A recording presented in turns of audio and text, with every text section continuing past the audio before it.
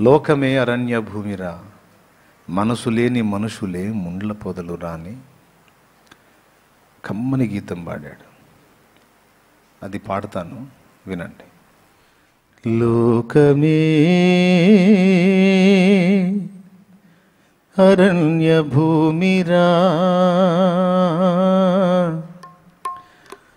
మనసు లేని మనుషులే ముండ్ల పొదలురా.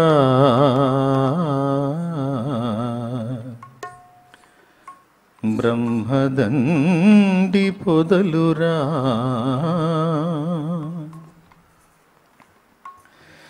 లోకమే అరణ్య భూమిరా, మనసు లేని మనుషులే ముండ్ల పొదలురా. బ్రహ్మదండి పొదలురా. లోకమే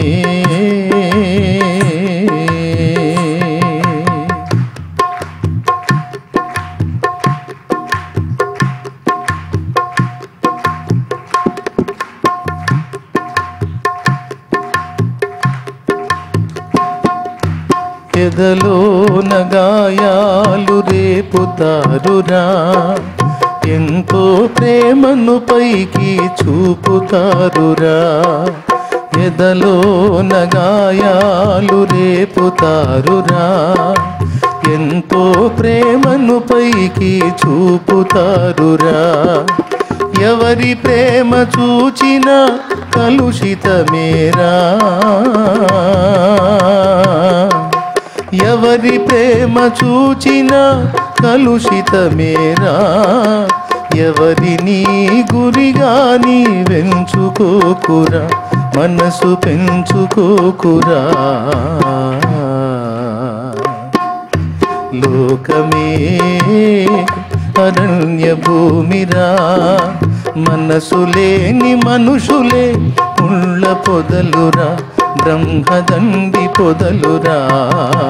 లోకమే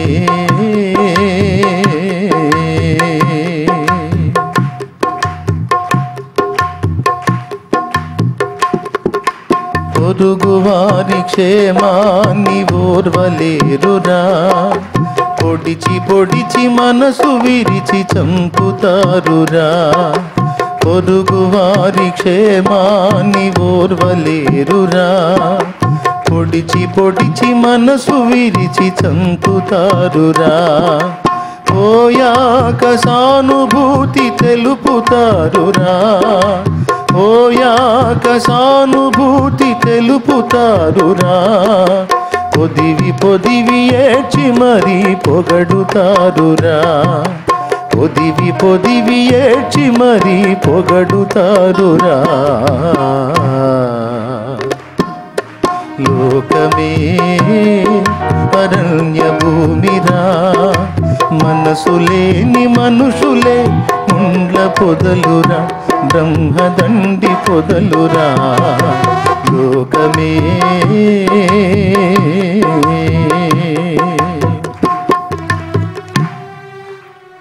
నాకు తెలిసిన ఒక కుటుంబం ఉంది. భార్య, భర్త, ముగ్గురు పిల్లలు. పెద్దమ్మాయి వయసులోకి వచ్చిందని వాళ్ళ సంబంధుల్లో తగిన సంబంధం అని ఒక సంబంధం చూసుకొని అమ్మాయికి పెళ్లి చేశారు. ఓ బిడ్డ పుట్టింది. అంటే మనుషుల తత్వం చెప్తున్నాను నేను. కొంతమంది మనుషుల మాటలు బాగా చేపడతారు. మనం ఏ మాటలకి చెవి యొగ్గాలో, ఏ మాటల్ని ప్రాముఖ్యంగా మనసులోకి తీసుకోవాలో, ఏ మాటలు తీసుకోకూడదో మనం తెలుసుకొని ఉండాలి. లేకపోతే ఏం జరిగిద్దో నేను చెప్తున్నాను. కొన్ని లక్షల రూపాయల కట్నం ఇచ్చి మరీ పెళ్లి చేశారు. పాప పుట్టింది. పుట్టిన తర్వాత మరి ఎందుకు వచ్చిందో వాళ్ళ మధ్య గొడవ. భార్యాభర్త కొంచెం విడిపోయారు. చాలా మంచిది అమ్మాయి, బంగారు తల్లి. పుట్టింటికి వెళ్ళింది. తల్లిదండ్రులు పొలం పని చేసుకుని బ్రతికేవాళ్ళు. ఆ బిడ్డను పెట్టుకొని తల్లిగారింటి దగ్గర బ్రతుకుతుంది. వస్తే ఆడపిల్ల వెంటనే కొద్ది రోజులు ఉండి వెళ్ళిపోతుంది కదా.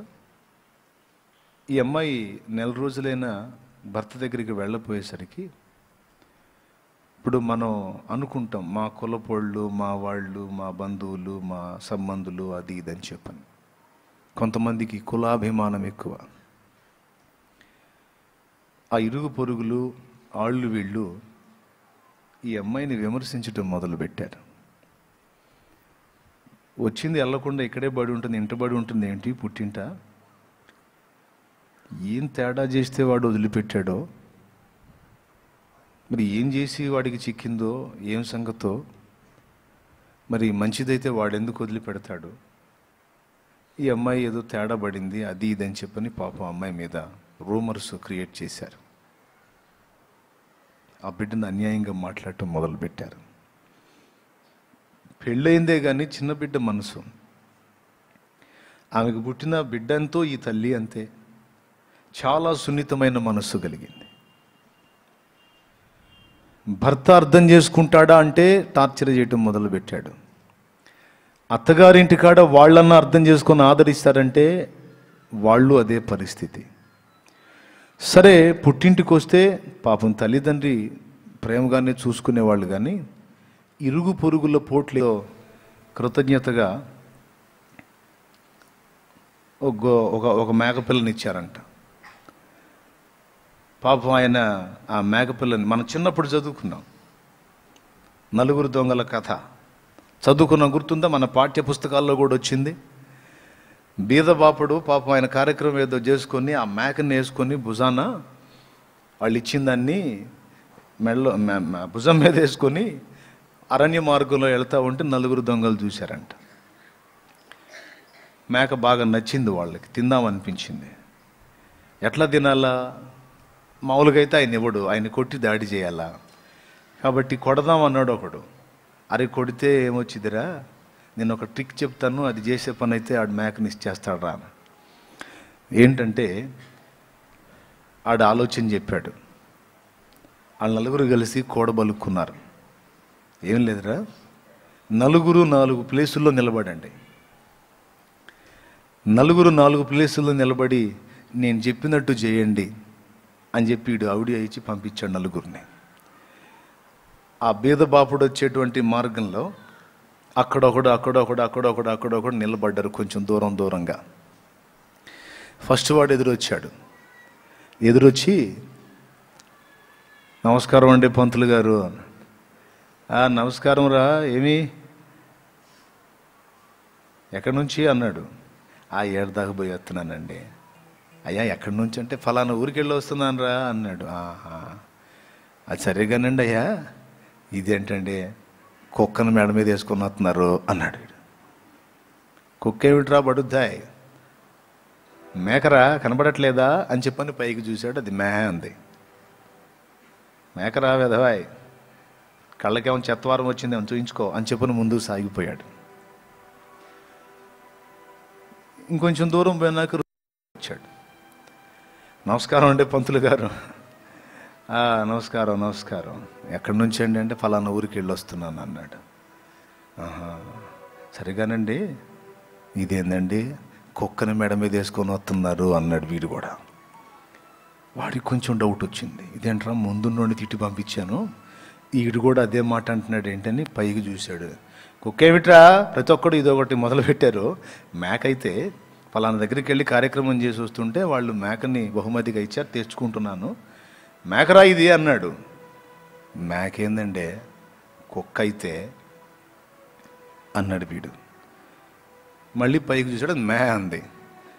ఏంట్రా నాకు మేకలాగా కనపడుతుంది, ఆడికి కుక్కలాగా కనపడుతుంది, ముందోడు కూడా అంతే చెప్పాడు. డౌట్ స్టార్ట్ అయింది. ఏమో వెధవా నీ కళ్ళు కూడా చెత్తవారం వచ్చిందేమో చూయించుకోపో అని ముందుకు పోయాడు. ఇంకొంచెం ముందుకు పోయినాక మూడోవాడు కూడా ఎదురొచ్చాడు. ఎదురొచ్చి ఇక ఏ ప్రశ్నలు, నమస్కారం పంతులు గారు, దండాలు బాబా అన్నాడు. ఏమిటి అన్నాడు. అయ్యా ఎక్కడి నుంచి అంటే ఫలానా ఊర్లో ఈ కార్యక్రమం చేసి వస్తుందనరా అన్నాడు. అయ్య బాబు, నేను ఈ పని మీద పోయి వస్తున్నానండి.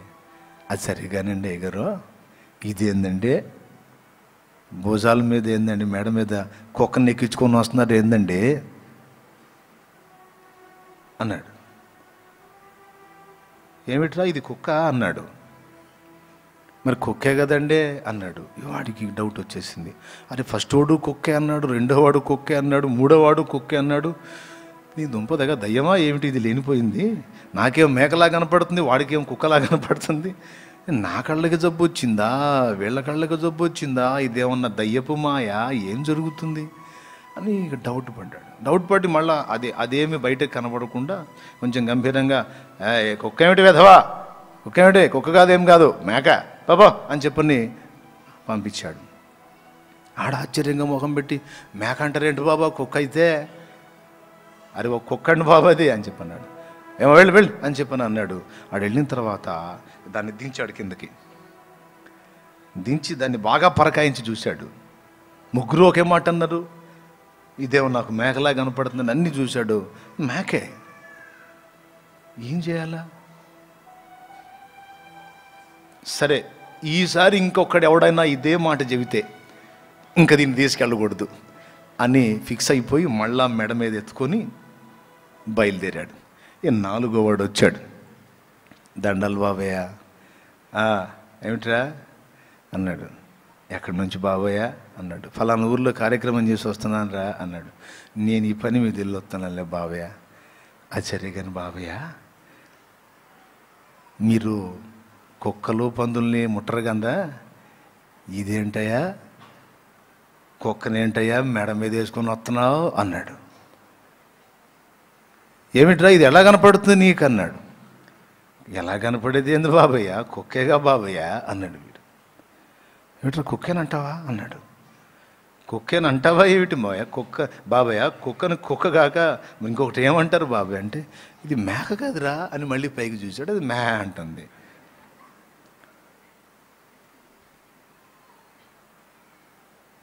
ఏం చెప్పాలి ఇక, ఏదో మొత్తానికి తేడా ఉందిరా అని చెప్పని, ఏమో లేపో కదా పో అని చెప్పి అన్నాడు. 2 అడుగులు ముందుకేసాడు. ఇక వీడి మెడ మీద ఉన్న మేకని అలాగ వెనక్కి వేసేసి వెనక్కి తిరిగి చూడకుండా పోవటం మొదలుపెట్టాడు. ఎందుకో తెలుసా, కన్ఫామ్ చేసుకున్నాడు, ఇక దయ్యం ఏది అనుమానం లేదు, నాకేమో మేకలా కనపడుతుంది, వాళ్ళకేమో కుక్కలా కనపడుతుంది, దీని కానీ ఇంటికి తీసుకెళ్ళానంటే ఏ ఇష్టం వస్తుందో, ఏమైపోతుందో, ఎందుకు వచ్చిన గొడవ అని చెప్పని అలాగే ఎత్తి వెనక్కి పడేసి అలాగే ముందుకు సాగి వెళ్ళిపోయాడు. చూసారా, నలుగురు కలిసి ఏకమై మేకని కుక్కని చేయగలరు, కుక్కని మేక కూడా చేయగలరు. ఇది మనుషుల తంతు. వాళ్ళ మాటలకి చెవొగ్గితే, వాళ్ళ మాటల్ని మైండ్లోకి తీసుకుంటే ఇంతే చేస్తారు. కాబట్టి మనం గట్టిగా పట్టుకోవాల్సింది ఏమిటంటే జీవము గల దేవుని మాటలు. దేవుడు నీకు ఇచ్చిన మాటకు భిన్నంగా, దేవుడు నీకు ఇచ్చిన వాగ్దానానికి భిన్నంగా, వ్యతిరేకంగా 1,000,000 గొంతులు ఏకమై చెప్పినా నువ్వు లక్ష్య పెట్టొద్దు. దేవుడు నీకు చెప్పింది ఖచ్చితంగా చేస్తాడని నువ్వు నమ్ము. నువ్వు చావాల్సిన అవసరం లేదు, నువ్వు ఇంకొకటి కావాల్సిన అవసరం లేదు. ఏం నష్టం వచ్చిందండి? ఆ అమ్మాయి ఆత్మహత్య చేసుకొని ప్రాణం తీసుకొని ఆ పిల్లని తల్లి లేని దాన్ని చేసింది. వాడికి ఏం భార్య దొరకదా? శుభ్రంగా ఇంకొక ఆవిని చేసుకుంటాడు, వానికి భార్య వస్తుంది. కానీ నువ్వు కన్న నీ పిల్లకి తల్లి వస్తుందా? నీ బిడ్డని ఆ వచ్చిన ఆమె కరెక్ట్గా చూస్తుందా? కొంతమంది మహాతల్లులు ఉన్నారు, వాళ్ళ బిడ్డలనేమో బంగారంగా చూసుకుంటారు, వేరే తల్లి బిడ్డనేమో చిత్రవద చేస్తారు. కాబట్టి స్త్రీ కావచ్చు, పురుషుడు కావచ్చు, ఈ మాటలు వింటున్న ఎవరైనా కావచ్చు, మీ పరిస్థితులు ఎలాగైనా ఉండొచ్చు, మీకు దేవుడు ఉన్నాడు, యేసయ్య ఉన్నాడు. ఆయన వైపు చూడండి, ఆయన మాట వినండి. ఆయన నిన్ను ప్రతి ఇబ్బందికర పరిస్థితుల్లోంచి విడిపించగలుగుతాడు, ఆయన కాపాడగలుగుతాడు, ఆయన ఆదరించగలుగుతాడు. మనుషుల మాటలను చెవిన పెట్టద్దు. కృంగదీసే మాటలు, హీనపరిచే మాటలు, నిందా ప్రచారాలు, అబద్ధముగా చెడ్డ మాటలు, నిరుత్సాహపరిచే మాటలు, నిరాశ ఊబిలోకి నెట్టేసే మాటలు మనుషులు మాట్లాడతారు. వాటికి విలువ ఇవ్వద్దు, వాటిని లక్ష్య పెట్టొద్దు. ఇంకొకటి చెప్పనా, నువ్వు వినే కొంది ఎక్కువ అవుతాయి ఆ మాటలు. సైతాన్ గాడు మన బలహీనత తెలుసు వాడికి. మనం ఎంత బాగా వింటుంటామో అంత బాగా అందిస్తూ ఉంటాడు వాడు. వినే కొద్ది వస్తుంటాయి ఆ మాటలు. ఎప్పటిదాకా వస్తాయి తెలుసా? నీ ప్రాణం విసిగి నువ్వు చచ్చేదాకా వస్తాయి. నువ్వు పూర్తిగా పాడైపోయేదాకా వస్తాయి. నిన్ను నువ్వే చంపుకునేదాకా వస్తాయి. కాబట్టి వాటిని లక్ష్య పెట్టొద్దు, వాటికి చెవి ఇవ్వద్దు. దేవుని మాటలు విను, దేవుని పాట విను, దేవుని ధ్యానం చేయి, దేవుని వాగ్దానాన్ని నమ్ము, దేవుని బలాన్ని, జ్ఞానాన్ని, శక్తిని నమ్ము. లోకం మొత్తం నిన్ను పనికిరావన్నా దేవుడు ఆ మాట అనడు. నిన్నే శ్రేష్టంగా నిలబెడతానని దేవుడు చెప్తాడు. నువ్వు దేవుణ్ణి ఆశ్రయించు. చావాల్సిన అవసరం లేదు, ప్రాణం తీసుకోవాల్సిన అవసరం లేదు, పిల్లల్ని అనాథలుగా చేయాల్సిన అవసరం లేదు. కొంతమంది అంటారు, పిల్లల్ని అట్లెందుకు చేస్తా, పిల్లల్ని కూడా చంపి నేను చేస్తాను అంటారు. నీకు తెలుసా, నరకానికి వెళ్తావు నువ్వు. అనుకుంటున్నావేమో 5 నిమిషాలు కళ్ళు మూసుకుంటే ఒక్క దెబ్బలో చచ్చిపోతామని, చస్తే అయిపోతుంది అనుకుంటున్నావేమో. కాదు కాదు, చచ్చిన తర్వాత మళ్ళీ ఒక జీవితం ఉంది. యుగ యుగాలు అగ్ని ఆరని పురుగు చావని ఘోర నరకానికి పంపబడతావు. నీ ప్రాణం నువ్వు తొందరపడి తీసుకోవాలన్న ఆలోచన చేయొద్దు. దేవుని సార్వభౌమాధికారాన్ని ధిక్కరించొద్దు. నీకై నువ్వు పుట్టలా, నీకై నువ్వు చచ్చేదానికి. ఎంత కఠినమైన పరిస్థితి అయినా సరే, నువ్వు ఎంత మోసపోయి ఉండొచ్చు, జీవితం అంతా అయిపోయిందని విరక్తి చెంది ఉండొచ్చు, అంత శూన్యమైపోయింది అంటుండొచ్చు నువ్వు. కానీ దేవుడు అంటాడు, నో, శూన్యంలో నుంచి సుందరమైన సృష్టిని రప్పించిన వాడను నేను. హల్లెలూయా, హల్లెలూయా. శూన్యంలో నుంచి సుందరమైన సృష్టిని రప్పించిన వాడను నేను. నీ జీవితాన్ని అలా మారుస్తానని యేసయ్య చెప్తున్నాడు. అవసరం లేదు. అవమాన పరిస్థితిలో ఉన్నావా, చింతపడొద్దు. ఈరోజు అవమానాలు రేపు నీకు ఘనతగా మార్చబడతాయి. నిందల పాలయ్యావా, చింతపడద్దు. ప్రతి నింద ఒక పూదండగా మారిపోతుంది. నిందకు ప్రతిగా ఆనందమును, బూడిదకు ప్రతిగా పూదండను దేవుడు నీకు ఇస్తాడని రాయబడి ఉంది. ఒకవేళ నీ పరిస్థితులను బట్టి, నీలో ఉన్న చెడుతనాన్ని బట్టి, నీలో ఉన్న లోపాలను బట్టి నీ మీద నీకే అసహ్యం వేసి యూదాలాగా నాలాంటోడు బ్రతకూడదు అని చెప్పని అనుకుంటున్నావేమో. యూదా చేసిన తప్పేమిటో తెలుసా? తను చాలా చెడ్డవాడు. కానీ ఆ చెడుతనం అంతటికి మించిన పెద్ద చెడుతనం ఏమిటో తెలుసా? దేవుడు నన్ను క్షమిస్తాడు అని ఆయన నమ్మకపోవటం మన చెడుతనంకి అంతటికి కూడా పెద్ద చెడుతనం. దేవుడు నన్ను క్షమిస్తాడు, ఆయన నన్ను కనికరిస్తాడు, నేను ఆయన్నే ఆశ్రయిస్తానని అనుకొనకపోవుటయే చెడుతనాల్లోకి ఎలా పెద్ద చెడుతనం అయి ఉంది. మన యూదాలాగా ఉండకూడదు. పేతురు యేసుతో కూడా సంవత్సరాలు గడిపి, యేసుతో తిన్నాడు, యేసుతో పడుకున్నాడు, యేసుతో నడిచాడు, యేసుతో భూమి మీద కాదు నీళ్ళ మీద కూడా నడిచిన పేతురు యేసు సిలువకు అప్పగింపబడినప్పుడు ప్రధాన యాజకుడే ప్రగల్భాలు పలికాడు, అవసరమైతే నీ కోసం నా ప్రాణమైనా పెడతానని. అప్పుడే అన్నాడు యేసయ్య, ఈ రాత్రి తెల్లవారక మునుపు, కోడి కుయ్యక మునుపు 3 సార్లు అసలు ఆ యేసు ఎవరో తెలియదని నువ్వు అబద్ధం ఆడతావు అని చెప్పాడు యేసయ్య. ఇంకా ప్రేమిస్తున్నాను, ఇంకా ప్రేమిస్తున్నాను, ఇంకా ప్రేమిస్తానే ఉంటాను. ఐ లవ్ యూ సీమోను. కళ్ళతోనే మాట్లాడాడు. బాధపడద్దు, నువ్వు నిలబడతావులే, నేను నిలబెట్టుకుంటాగా నిన్ను. వెలుపలికి పోయి సంతాపపడి ఏడ్చాడు. ఎందుకు ఏడ్చాడో తెలుసా?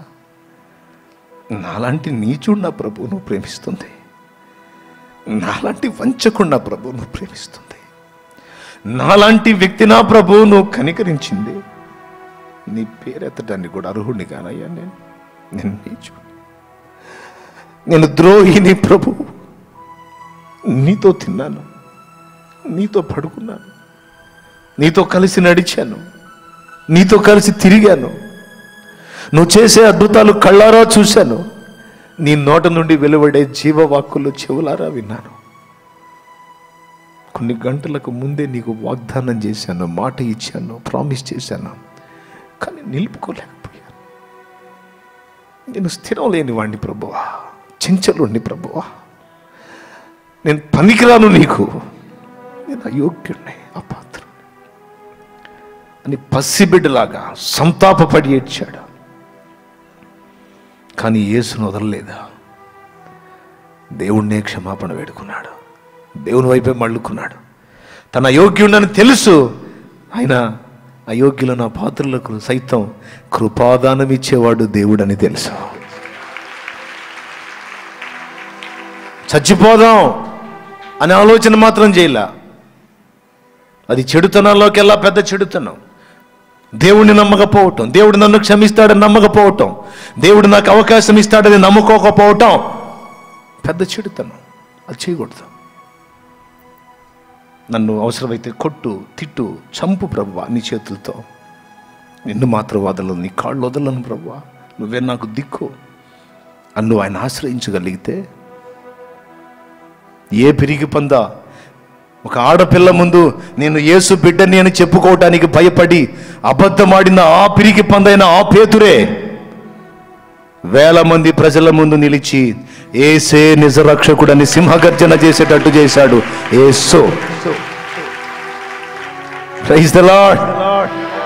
హల్లెలూయా.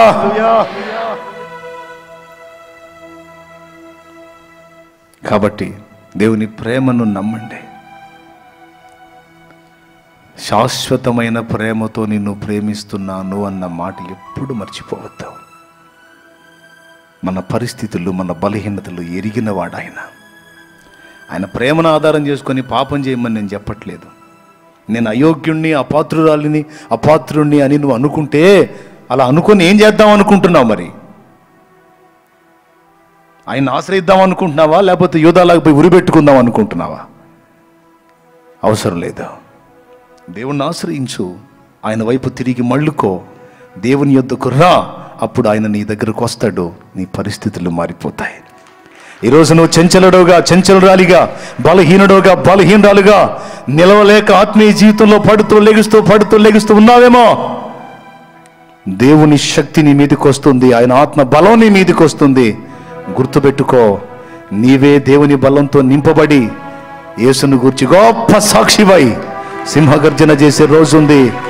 రెల్లులాగా కదిలిపోయే నీవే రాయివై స్థిరంగా నిలిచి కదలని స్థితిలో ముందుకు సాగే అద్భుతమైన అవకాశం ఉంది. లేదని ఎలా చెప్పగలవు? సాధ్యం కాదని ఎలా చెప్పగలవు? నీకు కాదు, మనం నమ్మిన మన యేసుకు సాధ్యం అవుతుంది. హల్లెలూయా, హల్లెలూయా. చెప్పు గట్టిగా. కాబట్టి ఎవరి మాటలు విందాం? ఎవరి మాటలు నమ్ముదాం? దేవుని మాటలు వాస్తవంగా మనకు చూపించేది యేసయ్య. మనుషులంటే రకరకాల మాటలు. అబ్బో ఇది పెద్ద జబ్బు, ఈ జబ్బు వచ్చిన వాళ్ళు ఎవరు బతకలేదమ్మో, ఇది సామాన్యమైన వ్యవహారం కాదు అంటారు. యేసయ్య అన్నాడు ఎప్పుడన్నట్లా? అబ్బో ఇది పెద్ద జబ్బు, మనోళ్ళగాడ కాదని చేతులు తిప్పేశాడు యేసయ్య ఎప్పుడన్నా? ఎవడు చెప్పాడు బాబు? ఒక్క మాట సెలవిస్తే చాలు, ఒక్క మాట సెలవిస్తే చాలు, అడ్రస్ కూడా ఉండదు నీ రోగం. అదంతా కంపెనీ జబ్బు అయినా సరే వెళ్ళిపోవాల్సిందే. గుర్తుపెట్టుకోండి, మనుషుల మాటలు లక్ష్య పెట్టకండి. దేవుణ్ణి నమ్మిన వాడికి ఒకటికి జబ్బు వచ్చిందంట, మంచంలో పడ్డాడు, చాలా ఇబ్బందికరంగా ఉన్నాడు. వీళ్ళు చూడటానికి వస్తున్నారు. వచ్చిన వాళ్ళ వ్యవహారం మనకు తెలుసుగా, ఊరకపోరు. వచ్చిన వాళ్ళు కొంతమంది రోగిష్ఠుల దగ్గరికి వచ్చి, రోగాలు ఉన్న వాళ్ళ దగ్గరికి వచ్చి కుక్కల్ని పిలుస్తుంటారు. అదేంది అనుకుంటున్నారా? అక్కడికి ఎందుకు కుక్కలు అని అనుకుంటున్నారా? కుక్కల్ని పిలవటం అంటే నిజంగా కుక్కల్ని పిలవటం కాదు. అరే రే రే రే, అరే రే రే రే, కుక్కని అట్టు పిలుస్తామండి మనం, అంతే కదా. ఈ శబ్దాలు చేసి ఆడ అసలుకే జబ్బుతో సగం కుంగిపోతే జాలిగా ఆ వ్యక్తికి వెళ్ళి చూసి పాపం అంటే సగం చేస్తాడు ఆడు. అంతటితో ఆగుతారా? పక్కన ఉన్న వాళ్ళు చెవులు కొరుకుతూ ఉంటారు. ఇదే పెద్ద జబ్బు, ఇది చాలా పెద్దదమ్మా, ఇది వస్తే అమ్మో అసలు మా మరిది కొడుకు ఒకటి ఇంతే చచ్చిపోయాడమ్మా, మా వదిన కొడుకు ఒకటి ఇంతే చచ్చాడు. ఈ మాటలు మాట్లాడుతుంటే ఆడికి కాళ్ళు చేతులు పని చేయకపోయినా చెవులు బాగానే పనిచేస్తాయిగా. ఇట్లాంటి మాటలు ఇంకా కాస్త చెవులు రిక్కించుంటూ ఉంటాడు. అవి వినే కొద్దీ, చెవులకు పోయే కొద్దీ వీళ్ళు ఇంకా అనేక జీవఖండాలు చచ్చి రోగం పెరుగుతూ ఉంటుంది, పెరిగిపోతుంటుంది దాని ఇష్టం వచ్చినట్టు. వీళ్ళ పుణ్యమాని సంతకాడు తెచ్చేవాడు సగం పొద్దుకే చేస్తాడనమాట. అందుకని ఇతను ఆ మంచంలో పండుకొని ఉన్నాడు. వీళ్ళు వచ్చి సానుభూతి మాటలు మాట్లాడబోతే ఆ వచ్చిన వాడినల్లా ఏం మాట్లాడనీయకుండా రాగానే బైబిల్ ఇస్తాడంట. పరామర్శించడానికి వచ్చిన వాళ్ళకల్లా కూర్చోబెట్టి కాస్త బైబిల్ చదువుతావా అంటే పాపం సచ్చేవాడుగా ఆఖరి కోరిక తీరుద్దాం అన్నట్టు వాళ్ళు బైబిల్ తీసుకొని ఏం చదవమంటా అంటే మత్తయి సువార్త 1వ అధ్యాయం 1వ వచనం నుంచి చదువు అంటాడంట. ఏముంటుంది? అబ్రహాము కుమారుడకు దావీదు కుమారుడైన యేసుక్రీస్తు వంశావళి. అబ్రహాం ఇస్సాకును గను, ఇస్సాకు యాకోబును గను, యాకోబు యోధాను అతని అన్నదమ్ములను గని అని చెప్పని ఇక ఆయన్ని కానీ ఆయన అన్ని పేర్లు ఉంటాయి. ఆ పేర్లు వరకు చదవనిచ్చి ఆపే అంటాడంట. ఆపిన తర్వాత ఇంకొక అధ్యాయం చదువుతావా అంటాడంట. చెప్పు, భలే పని, నిన్నే ఆ మాత్రం చేయలేనా ఏంది, చెప్పు ఇంకొకటి ఏం చదవమంటావు చెప్పు, ఇప్పుడు అన్ని పేర్లు చదివించావుగా అంటే చాలు, అంత మాత్రం చాలు. మరే లూకా సువార్త 3వ అధ్యాయం 24వ వచనం నుంచి చదవా అన్నాడంట. మళ్ళీ అక్కడ మొదలుపెట్టాడు. అక్కడ ఏముంటుందండి? హేలి మత్తతుకు, మత్తతు లేవీకి, లేవి మెల్కీకి, మెల్కీ ఎన్నకు, ఎన్న యోసేపు కానీ మొదలుపెట్టి అన్ని పేర్లే. ఆ పేర్లన్నీ అయిపోయిందాకా చదివించి ఇక తర్వాత చదవకపోతే ఆపు అంటాడంట. ఈడెవుడ్రా బైబిల్ చదవమంటే ఏదన్నా యేసుప్రభు అద్భుతాలు చేసినవి చదివించుకుంటారు కానీ ఈడేంది అన్ని పేర్లు చదివిస్తున్నాడు అని కొద్దిగా ఆ మనిషికి వెళ్ళి తేరిపార చూస్తారు వీళ్ళు వచ్చినోళ్ళు. ఎందుకంటే ఈ జబ్బు ఎఫెక్ట్ మెదడుకి ఏమన్నా కొట్టిందా? ఎందుకంటే బైబిల్ చదవమంటున్నాడు, బాగానే ఉంది. ఏది చదవాలో, ఏది చదవకూడదో, ఏది వినాలో, ఏది వినకూడదో పాపం తెలుసుకోలేకపోతున్నాడు. ఇప్పుడిప్పుడే మైండ్ కూడా పోతున్నట్టుంది అని వాళ్ళు అనుకునే లోపే ఇంకొక అధ్యాయం చదువుతావా అంటాడంట. పోనీ ఇదన్నా ఇంకేదన్నా చదువుతాడేమంటే 1 దినవృత్తాంతాల గ్రంథము 1వ అధ్యాయం నుంచి చూడండి ఆడేముంటుందో. 1 దినవృత్తాంతాల గ్రంథం 1వ అధ్యాయం 1వ వచనం నుంచి ఏముంది? ఇక అన్ని పేర్లే. ఇక పేర్లు ఎక్కడెక్కడైతే ఉన్నాయో అవన్నీ వచ్చినోడికి వచ్చినోడి మాట్లాడినాడు, ఇంక 2 మాట మాట్లాడినాడు. వచ్చినోడల్లా ఈ పుస్తకం ఇటు బైబిల్ ఈ పేర్లన్నీ చదివిస్తూ ఉంటే వాళ్ళకి మైండ్ పోతూ ఉంటుంది. అంత చదివినాక అతడు అంటాడంట, ఇవన్నీ నేను చదివిస్తుంటే నీకు నా మీద అనుమానం వస్తుంది కదా, వీడికి మైండ్ పోయిందేమో అని. అంటే అవునన్నట్టుగా వాడు చూస్తాడు. కరెక్ట్గానే చెప్పేవారు, ఇది బాగా చెప్పావు, మైండ్ పని చేస్తుంది వీడికి మళ్ళీ అని. ఏం లేదులే, దాదాపు కొన్ని 100 పేర్లు చదివించాను నీ చేత కదా అంటే అవునన్నట్టుగా తలకాయ ఊపుతాడు. ఏం లేదు, ఎందుకు చదివిస్తున్నానంటే అప్పుడెప్పుడో ఉండి పోయినోళ్ళు వీళ్ళందరూ, వాళ్ళందరి పేర్లు గుర్తుపెట్టుకొని ఈ గ్రంథంలో రాయించి వాళ్ళు ఏమేం చేశారో, ఎలా బతికారో వాళ్ళ బ్రతుకులు కూడా రాయించి వాళ్ళంతమంది పేర్లు గుర్తుపెట్టుకున్న దేవుడికి నా పేరు గుర్తుండదంటావా అని నా అనుమానం. ఎంతమంది పేర్లు గుర్తుపెట్టుకున్నోడికి నేను గుర్తుండదంటావా? ఖచ్చితంగా నేను ఆయనకి తెలుసు.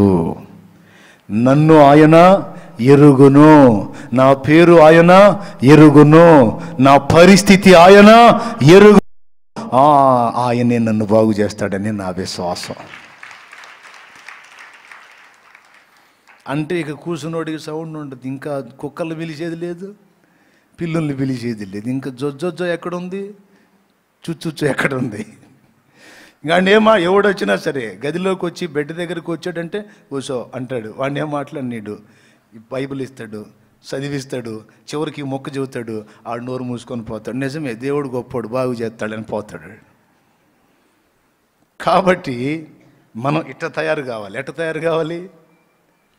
ఇట్లా వాళ్ళు మాట్లాడకూడదు, ఆడు మాట్లాడితే అవిశ్వాసం. మన విశ్వాసమును బట్టి నోరు తెరవాలి. హల్లెలూయా. విశ్వాసాన్ని బట్టి నోరు తెరవాలి. గుర్తుపెట్టుకోండి, ఇది దేవుడు మన నుంచి ఆశిస్తుంది. మనుషులు మాటలకి చెవి ఎగ్గితే మన ప్రాణాలు మనమే తీసుకునేటట్టు చేస్తారు వాళ్ళు. ఎప్పుడో రోగంతో సమస్యతో తెచ్చేది కాదు, వీళ్ళ మాటల దెబ్బకి ముందే చేస్తాం మనం. కాబట్టి ఏ పరిస్థితి అయినా మనుషులకు చెవి యొగ్గవద్దు. ఎవరికి మరి అంటే దేవునికి, దేవుని సంబంధులకి నువ్వు చెవి యొక్కవచ్చు. ఎవరికి? దేవునికి, దైవజనులకు, దేవుని సంబంధమైన వాక్కును కలిగి ఉన్న వారి మాటలకు నువ్వు చెవినివో, బాగుపడతావు. ఏ స్థితిలో నుంచి కూడా పైకి లెగుస్తావు. అంతేగాని వాళ్ళ మాటలేని చావాలి, బతకాలి, చచ్చిపోతే పోయిద్ది, ఇంకెందుకు నా జీవితం అని చెప్పని సొంత నిర్ణయాలు చేసి యూదాలాగా నరకానికి పోయే చేష్టాలు చేయవాకు. దేవుడు మనకు తోడై ఉండును గాక. హల్లెలూయా. పాపం ఇర్మియా అన్న అనుభవంలో నుంచి పాడాడు. ఏంటి? మనుషుల మెంటాలిటీ. ఎదలోన గాయాలు రేపుతారురా, ఎంతో ప్రేమను పైకి చూపుతారురా. ఎదలోన గాయాలు రేపుతారురా, ఎంతో ప్రేమను పైకి చూపుతారురా. ఎవరి ప్రేమ చూసినా కలుషితమేరా, ఎవరి ప్రేమ చూచినా కలుషితమేరా. ఎవరిని గురిగాని వెంచుకోకురా, మనసు పెంచుకోకురా.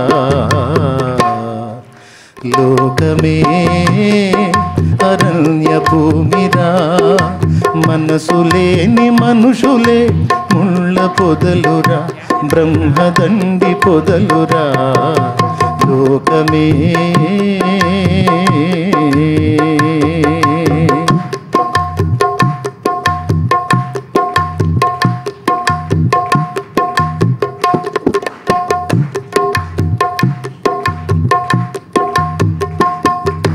పొరుగువారి క్షేమాన్ని ఓర్వలేరురా, పొడిచి పొడిచి మనసు విరిచి చంపుతారురా. పొరుగువారి క్షేమాన్ని ఓర్వలేరురా, పొడిచి పొడిచి మనసు విరిచి చంపుతారురా. పోయాక సానుభూతి తెలుపుతారురా. అయ్యో పాపం. పోయాక సానుభూతి తెలుపుతారురా.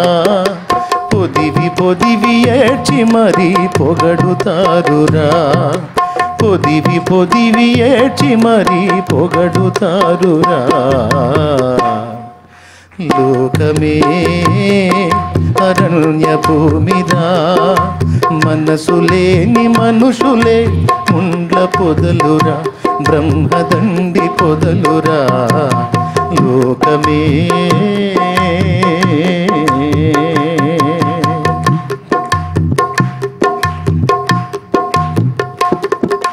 మనిషిని ప్రేమించలేని మనిషి, ఓ మనిషి,